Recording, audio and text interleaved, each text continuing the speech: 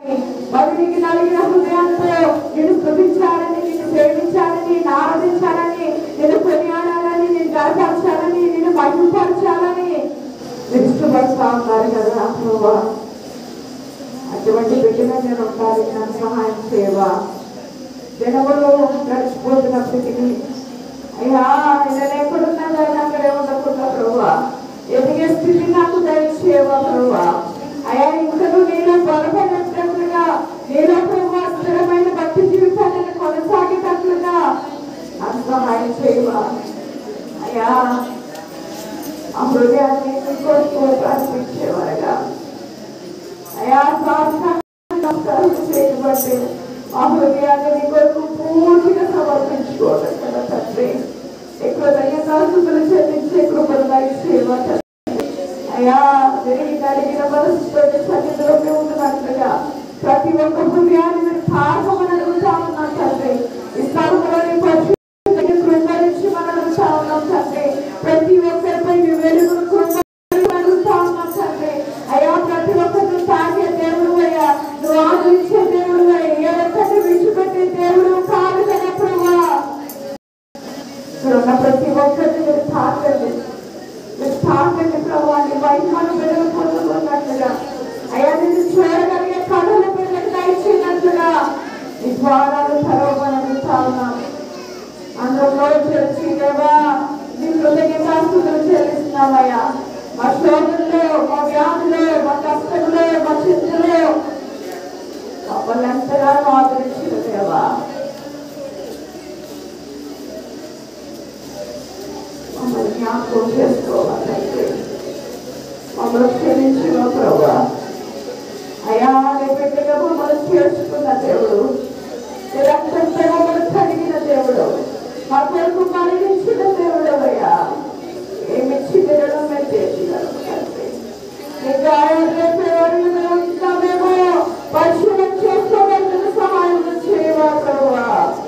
ఇదిగో మా చేతి పాపములు పట్టే కదా, నీ చేతుల్లో మేకులు దిగి తండ్రి. మా కాళ్ళు నడకలు పట్టే కదా ప్రభువా, నీకు కాళ్ళలో మేకులు దిగి. మా చెడ్డ ఆలోచన పట్టే కదా, చెడ్డ తలపులు పట్టే కదా, ఈ తలలో కిరీటం ప్రభువా పడింది తండ్రి.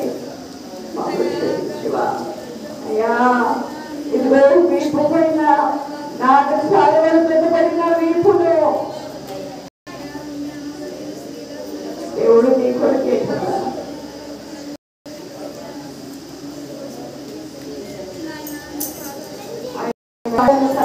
ఉన్నాయమ్మా,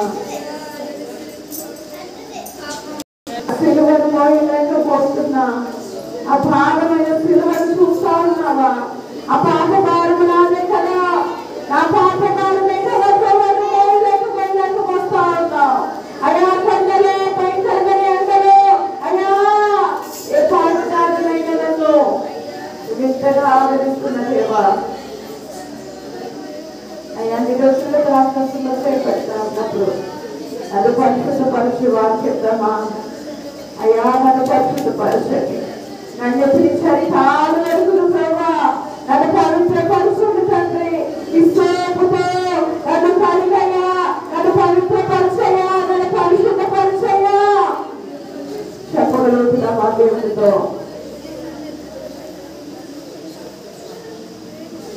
ఏ పాటిదా